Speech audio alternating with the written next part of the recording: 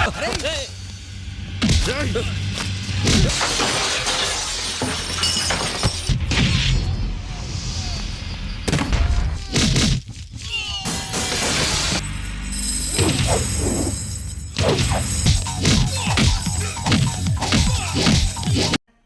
sahabat, assalamualaikum. Semoga sehat selalu dan senantiasa berbahagia. Terima kasih ya sudah subscribe dan menyimak video-video LK21 Revive. Semoga Tuhan Yang Maha Esa selalu memberikan rezeki yang berkah berlimpah ruah untuk sahabat semua. Nah, sebelum kita lanjut ke alur ceritanya, kita sapa-sapa dulu nih para penonton setia LK21 Revive. Yaitu terima kasih buat Ricky Hermansyah dari Arab, Samsul Latif dari Pekalongan, Muhammad Aditya dari Jepang, Nilahi Afwan Cirebon, Andi Saprianto dari Morowali, Abah Trompet dari Bandung, Gagal Cener dari Lampung Tengah, Ateng Sipurna dari Jepara, Alsan Jos dari Madura, Pendosa Hijrah dari Madura, dan buat teman-teman semua yang belum mimin sapa nanti di next video ya. Oke, kali ini LK21 Revive akan membawakan sebuah alur cerita film yang berjudul Vedam. Bagaimana keseruan filmnya? Nggak perlu banyak basa-basi lagi, ini dia alur ceritanya.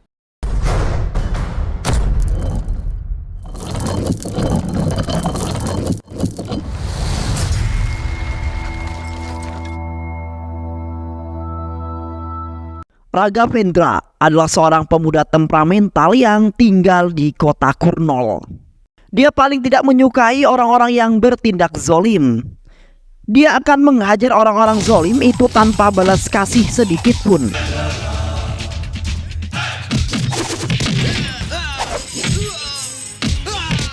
Suatu hari, Raghav dan teman-temannya berhasil membuka usaha warnet. Dia mengundang dosennya untuk memotong pita sebagai tanda bahwa warnet Raghav telah resmi dibuka. Dibukanya warnet Raghav dan teman-temannya itu tentu saja menarik perhatian warga yang ada di sana. Banyak warga yang datang untuk mencoba warnet tersebut. Namun pada saat itu, sekelompok pria datang dan mengganggu para pengunjung di sana dengan mengajak mereka untuk nobar video dewasa bersama. Teman Raghav yang mengetahui hal tersebut langsung menegur mereka semua. Bahkan dosennya Raghav pun juga ikut menegur mereka. Namun salah seorang dari kelompok pria itu malah bertindak kurang ajar. Dosen Raghav didorong dengan sangat kasar. Raghav yang mengetahui hal tersebut seketika marah dan langsung menghajar sekelompok pria tersebut. Ternyata mereka adalah anak buah dari Kannarau, penjahat kecil yang ada di kota Kurnol. Beberapa polisi yang melihat pertikaian itu bukannya melerai, justru malah pergi dari sana karena tak ingin terlibat dengan anak buah Kannarau. Setelah pertikaian itu, Raghav lalu kembali ke rumahnya. Sesampainya di sana, Raghav langsung dimarahi oleh sang ayah tercintanya. Dia mengatakan kepada Raghav, seharusnya Raghav menyerahkan masalah itu kepada kepolisian, bahkan malah bertindak seperti jagoan. Raghav yang membantah kata-kata ayahnya tersebut, bagaimana mungkin aku bisa menyelesaikan masalah ini jika polisi saja sama sekali tak memperdulikannya. Polisi yang melihat pertikaianku dengan anak buah Kannarau justru pergi dan tak peduli. Ayah Raghav sangat jengkel mendengar jawaban dari putranya tersebut. Di sisi lain, Kannarau yang mengetahui pertikaian Raghav dengan anak buahnya kini datang ke warnet dan menculik semua teman-teman Raghav. Kannarau lalu menghubungi Raghav dan berniat untuk mengancamnya. Namun kebetulan telepon itu justru diangkat oleh ayahnya Raghav. Kannarau mengatakan bahwa semua teman-temanmu sudah aku culik. Jika kau ingin membebaskannya, datanglah kemari dan bebaskan mereka dengan tanganmu sendiri. Ayah Raghav yang tidak ingin Raghav kenapa-napa merahasiakan kabar itu dari Raghav. Namun Raghav ternyata telah mengetahui ancaman tersebut karena dia mendengar sedikit percakapan sang ayah tercinta di telepon dengan Kannarau. Ibunya juga memberitahukan kepada Raghav bahwa teman-temannya diculik oleh Kannarau. Raghav tanpa banyak basa-basi langsung deh dia cikcus pergi ke markasnya Kannarau. Kanarau sempat menabok Raghav beberapa kali, namun dia langsung mundur ketika Raghav memperlihatkan bom yang ada di badannya. Kanarau meminta Raghav untuk tidak meledakkan bom itu di sana. Dia perlahan-lahan mundur dan lari dari hadapan Raghav. Raghav yang melihat sebuah peluang kini berbalik menyerang Kanarau. Kanarau dihajar Raghav di depan semua orang. Tidak ada satupun dari mereka yang berani melerai perkelahian tersebut. Hingga akhirnya seorang pria bernama Chandrasekhar datang dan menghentikan aksi Raghav. Raghav lalu kabur dari sana bersama teman-temannya. Mereka tampak sangat bahagia karena berhasil membodohi Kanarau. Ternyata bom yang dibawa Raghav itu bukanlah bom sungguhan, melainkan hanya sebatas bom mainan saja. Setelah peristiwa yang memalukan tersebut, Kanarau lalu menghubungi atasannya yang bernama Akinedu. Akinedu adalah penguasa kota Kurnol. Dia adalah bos dari preman-preman yang ada di kota tersebut. Tidak ada satupun masyarakat yang berani melawannya. Bahkan kepolisian pun tunduk padanya. Keesokan harinya seorang polisi terlihat sedang menghubungi Raghav. Polisi itu mengancam tindakan Raghav yang main hakim sendiri. Seorang saksi telah melaporkan kepadaku tentang aksi semena-menamu itu. Kau tadi menganiaya seseorang kan? Ujar sang polisi. Raghav kini penasaran, siapa sih saksi yang berani melaporkannya ke kantor polisi.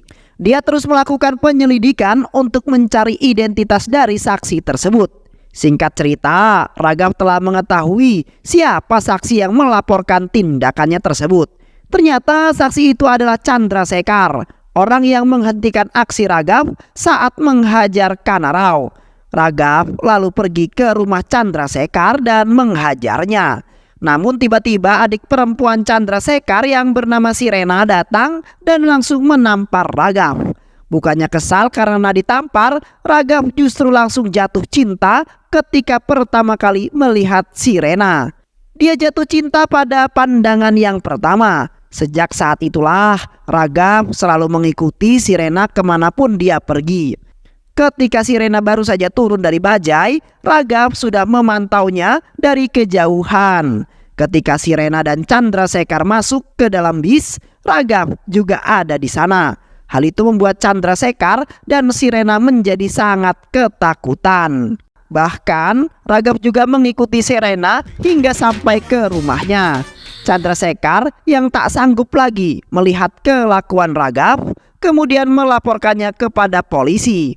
Polisi menindaklanjuti laporannya Sekhar dan berjanji akan segera menangkap Raghav.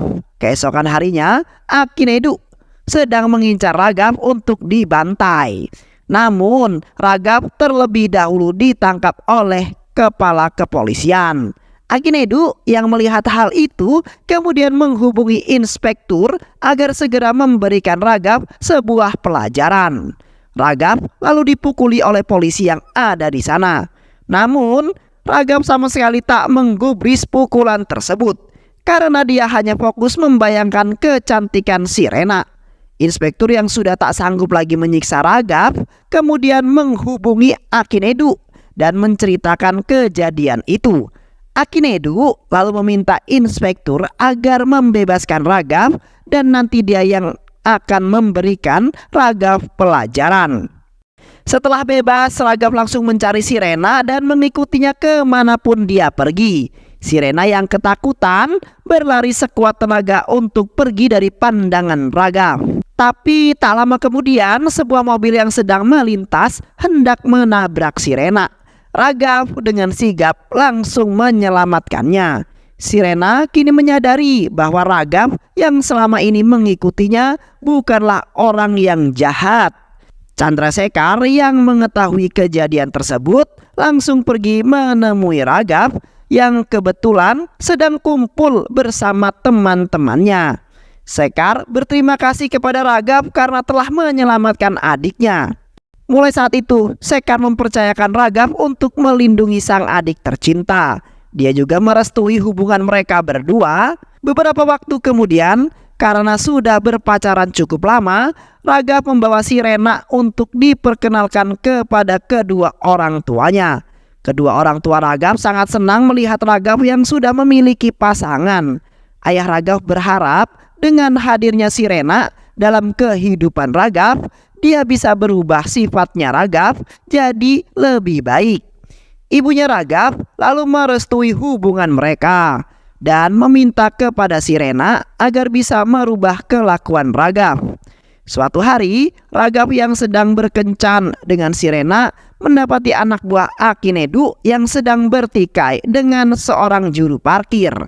Juru parkir itu menegur anak buah Akinedu yang memarkirkan mobilnya sembarangan.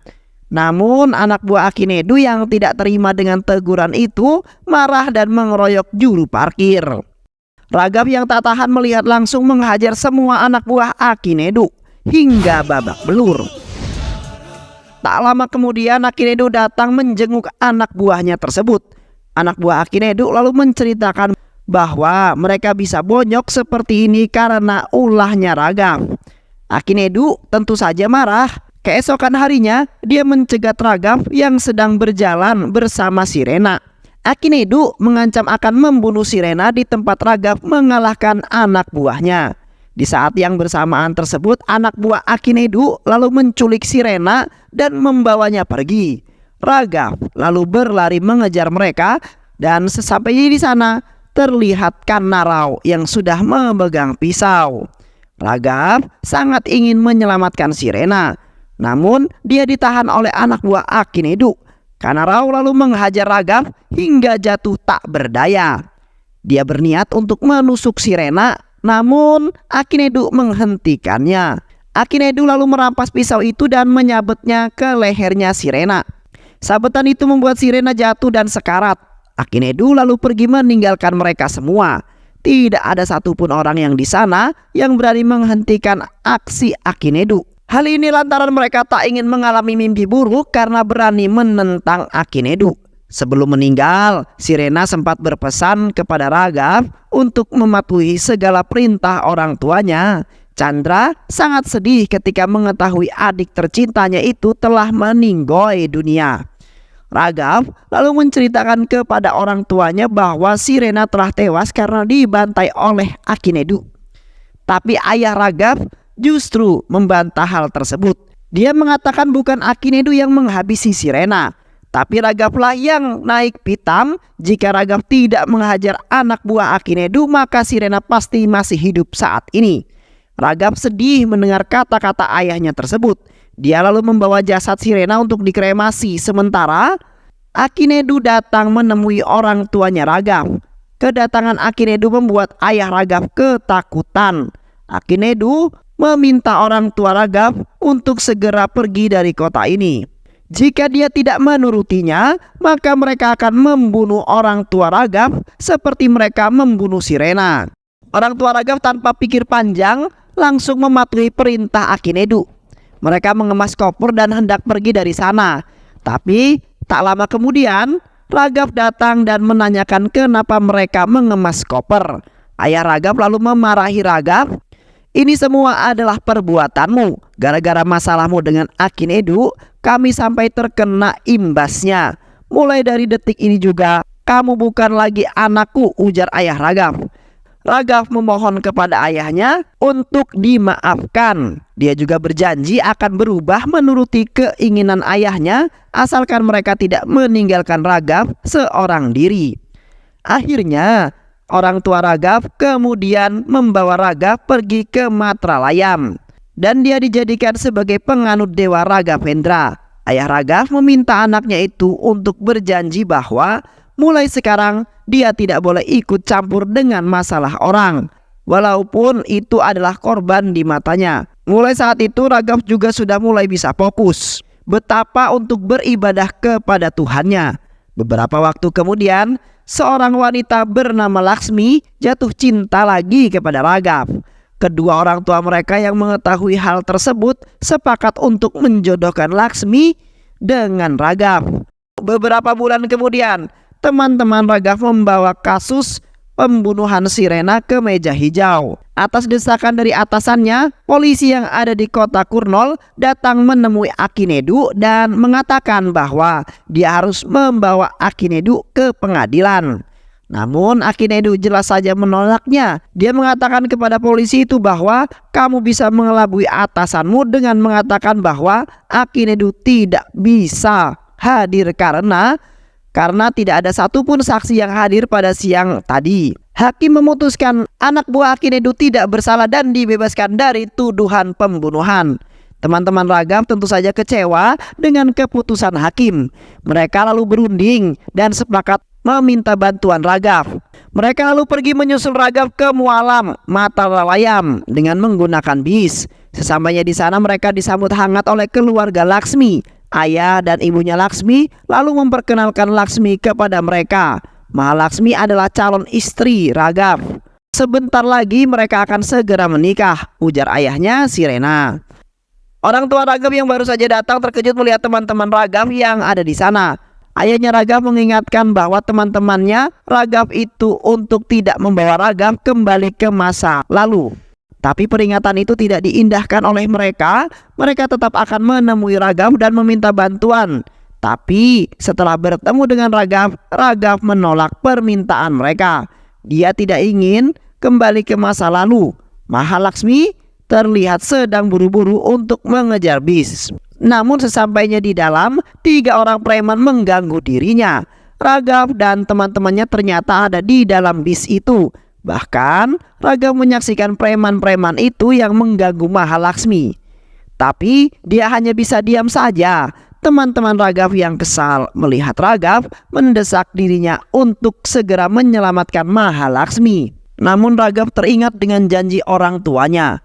Dia mengelak dan mengatakan kepada teman-temannya bahwa Mahalaksmi adalah wanita yang sangat kuat. Kalian tidak perlu khawatir.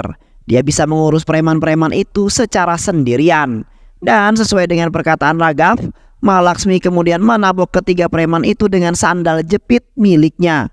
Apa kalian sama sekali tidak berpikir, apa yang kalian rasakan jika adik, kakak, istri, dan ibu kalian diganggu seperti diriku? Kalian pasti marah bukan? Ketika preman itu kemudian pergi meninggalkan Mahalaksmi, beberapa hari kemudian sebuah kuil yang ada di sana sedang menggelar ceramah bersama. Semua orang yang ada di sana tampak hikmat mendengar ceramah tersebut. Tapi kehikmatan itu tidak berlangsung lama. Sekelompok preman datang dan memotong rambut indah Mahalaksmi. Ternyata ketiga preman yang ditabok Mahalaksmi kemarin adalah anak buah dari Akinedu. Mereka meminta bantuan kepada temannya yang lain untuk membalas perbuatan Mahalaksmi. Raghav sebenarnya kesal melihat kelakuan preman-preman itu. Tapi saat dia ingin bertindak, janji-janji dengan orang tua selalu muncul di pikirannya. Hal itu membuat Raghav mengurungkan niatnya. Sementara itu Mahalaksmi yang tak mampu melawan mereka meminta Raghav untuk menolongnya. Namun Raghav malah diam-diam saja. Mahalaksmi yang kesal dengan Raghav tentu saja marah. Dia mengatakan kepada Raghav bahwa jika ada sesuatu saat ini mereka telah menikah dan seseorang memperkaosnya. Raghav pasti diam saja dan tak akan menolongnya. Namun Raghav sama sekali tak mendengarkan kemarahan Mahalaksmi. Tak hanya dari mulut Mahalaksmi, hinaan dan cacian juga datang dari calon mertua Raghav. Ayah Mahalaksmi marah dan berkata bahwa Raghav bukanlah seorang laki-laki melainkan hanya seorang pecundang. Laki-laki mana yang tega membiarkan calon istrinya diganggu oleh preman? Tapi lagi dan lagi Raghav dengan santai tak mendengarkan hinaan tersebut. Dia malah tersenyum kepada orang tuanya Mahalaksmi yang sudah tidak ada lagi, pergi ke kantor polisi dan melaporkannya. Dia ingin agar polisi menangkap dan menghukum preman-preman itu.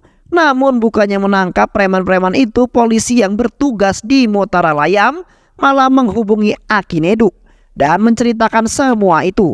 Akinedu lalu bertanya siapakah orang yang berani melaporkan anak buahnya tersebut. Polisi itu kemudian menjawab bahwa dia adalah Mahalaksmi, calon istrinya Raghav. Mendengar nama Raghav membuat Akinedu jadi kembali muak. Dia lalu pergi ke Mataralayam untuk menemui Raghav. Raghav yang melihat Akinedu kembali mengingatkan kematian Sirena. Amarahnya meluap. Dia sangat ingin menghajar Akinedu.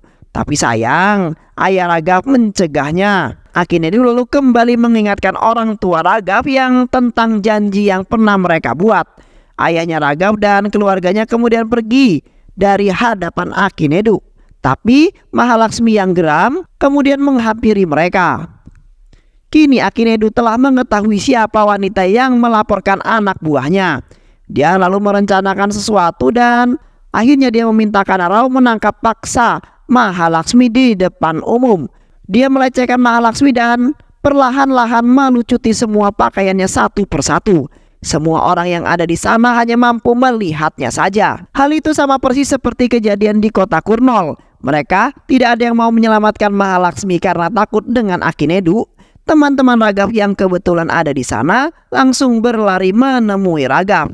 Mereka menceritakan bahwa Kanarau saat ini sedang melecehkan Mahalaksmi di depan umum.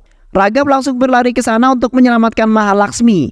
Sementara itu Kanarau semakin menjadi-jadi. Dia hampir melucuti semua pakaian milik Mahalaksmi. Tak lama kemudian Raghav sudah sampai di sana. Dia bersujud di hadapan Kanarau dan memohon agar Mahalaksmi dibebaskan. Raghav juga mengatakan bahwa Mahalaksmi memang bersalah. Dia akan segera mencabut laporannya. Kanarau meminta Raghav untuk segera membawa bukti laporan tersebut sekarang juga. Raghav dengan berburu langsung pergi ke kantor polisi dan meminta kepada polisi yang bertugas agar menyerahkan berkas laporan Mahalaksmi kepada dirinya. Raghav lalu kembali dan menyerahkan berkas laporan tersebut. Kanarau dengan sangat puas merobeknya di hadapan Raghav. Setelah keinginannya tercapai, dia lalu kemudian pergi meninggalkan Raghav dan Sirena di sana. Sirena sangat kecil dengan Raghav yang sama sekali tak berkutik melawan mereka. Ayah Sirena yang muak dengan sikapnya Raghav kemudian memarahinya dan mencaci di hadapan sang ayah. Dasar pecundang, aku menyesal karena sudah menjodohkan putriku dengan orang seperti dirimu. Kau bukanlah laki-laki, kau hanyalah seorang sampah yang sangat tidak berguna. Jika nanti kalian menikah dan seseorang datang ingin meniduri istrimu, kau pasti akan mengizinkannya karena tidak berani melawan. Kau memang orang yang pengecut, ujar ayahnya. Sirena setelah peristiwa itu Raghav kemudian pergi ke kuil untuk bertapa dan memenangkan diri. Ayahnya Raghav yang sedang melihat putranya mencarinya. Dia sangat kesal dengan janjinya yang telah dibuatnya. Karena janji itu Raghav harus mendapatkan banyak hinaan. Ketika Raghav sudah selesai memenangkan dirinya, Raghav kemudian pergi dari kuil. Tapi ketika dia berpapasan dengan ayahnya, ayah Raghav langsung menarik selendangnya Raghav, menghancurkan kalung ibadahnya dan membatalkan perjanjian yang telah dibuatnya. Dia sangat menyesal dengan apa yang telah dilakukan dia. Meminta Raghav untuk melupakan janji itu dan segera bangkit membalas perbuatan mereka. Dia kini menyadari bahwa semua orang yang dikatakan Raghav waktu dulu adalah benar. Kita harus berani melawan ketidakadilan jika tak ingin ditindas. Raghav kemudian bangkit dari janji ayahnya tersebut. Dia segera menemui Mahalaksmi dan membawanya ke markas Kanarau. Raghav meminta Mahalaksmi menyaksikannya sendiri bahwa dia akan membalas perbuatan mereka dan dirinya bukanlah seorang pecundang. Sesampainya di markas Kanarau, Raghav tanpa basa-basi lagi langsung menghajar mereka semua tanpa belas kasihan sedikit pun. Mereka lalu dibawa Raghav ke tempat di mana Kanarau mempermalukan Mahalaksmi. Raghav membalas perbuatan Kanarau. Dia kemudian melucuti pakaian mereka di hadapan semua orang. Baru kemudian dia menyerahkan Kanarau dan anak buahnya ke kantor kepolisian. Di sisi lain, Akinedu yang mengetahui hal tersebut tentu saja merasa jengkel. Dia mengelus-elus kepalanya sebagai ungkapan kesalahannya. Akinedu lalu datang ke kantor polisi dengan membawa kapak miliknya. Dia membebaskan semua anak buahnya sambil mengamuk di sana. Di tempat lain, Raghav yang sedang berjalan bersama Mahalaksmi mendapati seorang pencuri yang tengah dikejar massa. Massa kemudian menghakimi pencuri tersebut, namun Raghav menghentikan mereka. Dia bertanya kepada masyarakat yang ada di sana, mengapa mereka sampai setega itu untuk menghakimi pencuri. Masyarakat di sana kemudian menjawab bahwa pencuri memang harus dihakimi agar tidak mengulangi perbuatannya lagi. Raghav yang mendengar penjelasan tersebut marah dan mengatakan kepada mereka semua, kalian marah kepada seseorang karena telah mencuri. Lantas mengapa kalian tidak marah ketika Mahalaksmi dilecehkan di depan mata kalian sendiri? Jumlah kalian lebih banyak. Jika kalian mau, kalian bisa menyelamatkannya, tapi hati nurani kalian lemah. Kalian hanyalah sekelompok pecundang. Apakah kalung emas yang dicuri itu lebih berharga dari harga diri seorang wanita? Semua orang yang ada di sana hanya terdiam mendengar kata-kata Raghav. Tapi tak lama kemudian ayah Raghav datang dan mengatakan bahwa mereka tidak bersalah. Semua ini adalah salahnya penguasa dan penegak hukum yang tunduk pada pelaku kejahatan. Jika hukum berhasil ditegakkan di sini, maka semua warga pasti akan berani melawan ketidakadilan. Di malam harinya, Akinedou datang ke rumah ayahnya Raghav. Dia mengecam aksi Raghav yang telah berani melawan anak buahnya. Tapi ayah Raghav sama sekali tidak takut dengan ancaman tersebut. Dia mengatakan kepada Akinedou bahwa sekarang dia akan berdiri melawan Akinedou untuk menegakkan sebuah keadilan. Ibunya Raghav lalu menyarankan agar Akinedou mempersiapkan dirinya sendiri karena sebentar lagi putranya pasti akan segera mengamuk menghabisi Akinedou. Akinedou kemudian pergi dari sana. Dan benar saja, keesokan harinya Raghav mencegat Akinedou seperti dulu Akinedou mencegat dirinya. Raghav mengatakan kepada Akinedou bahwa dia akan melakukan hal yang sama seperti yang Akinedou pernah lakukan. Dia akan menghabisi orang-orang terdekat Akinedou persis di hadapannya. Pada awalnya Akinedou sama sekali tidak takut dengan ancaman tersebut. Karena selain kota Kurnol, kota Mataralayam juga merupakan daerah kekuasaannya. Tapi ketakutan itu muncul ketika Raghav berhasil membantai anak buahnya satu persatu. Masyarakat di sana juga ikut membantu Raghav melawan anak buah Akinedou yang tersisa. Akinedou yang mulai panik kemudian mengambil senjata kapaknya dan berduel dengan Raghav. Duel sengit pun terjadi antara Raghav dengan Akinedou yang menyebabkan keduanya saling jotos dan saling menghajar satu dengan yang lainnya hingga mereka saling sama-sama babak belur. Namun pada akhirnya Raghav berhasil membantai Akinedou dengan sangat tragis, seperti dia kemudian membunuh Sirena. Akinedou kemudian digeret sebagai simbol kemenangan Raghav dan film pun selesai. Alasan mengapa orang lain membencimu adalah karena mereka menganggapmu sebagai ancaman. Karena mereka membenci diri mereka sendiri atau karena mereka ingin menjadi sepertimu. Hati pembenci tidak pernah damai, pikiran pembenci tidak pernah bersih, dan mata pembenci tidak pernah betul-betul terpejam. Membenci itu meletihkan dan merusak kehidupan. Maka kami sarankan kepada teman-teman semua, jangan suka membenci. Maka berdamailah dengan diri sendiri. Terima kasih sudah menyimak video-video Lekar 21 Revive. Semoga sahabat semua terhibur dan sampai bertemu lagi di video-video berikutnya. Selalu wassalamualaikum warahmatullahi wabarakatuh.